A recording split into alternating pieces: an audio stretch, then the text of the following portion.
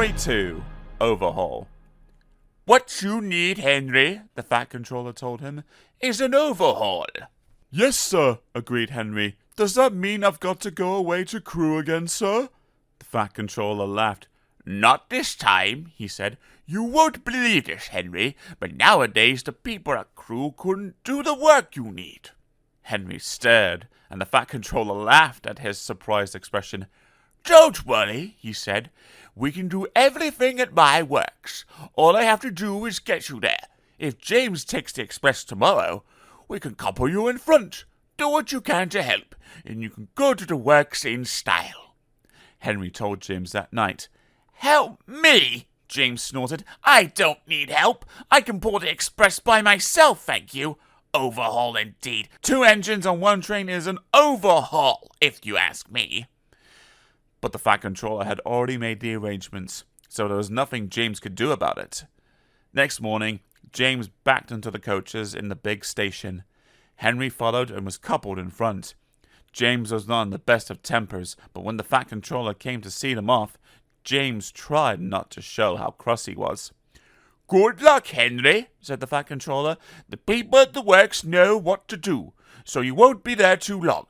James and Bear will take turns with the express while Gordon is busy." The express only stops once before it reaches the other railway, and that is at the workstation. Because of his leaky smoke box, Henry could not help very much, but he saved his hardest effort for Gordon's Hill.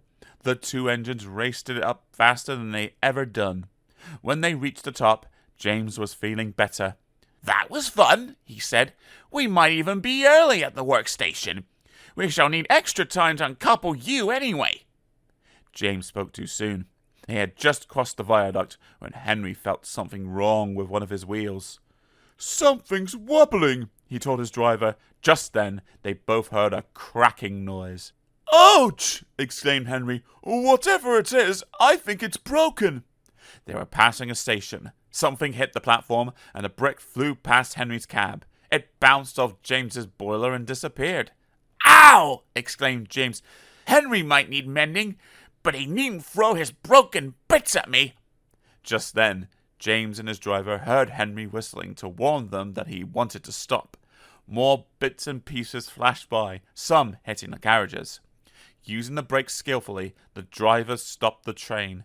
Then, while the guard made sure that the train was protected behind, James's driver went to see if any passengers had been hurt by the flying debris.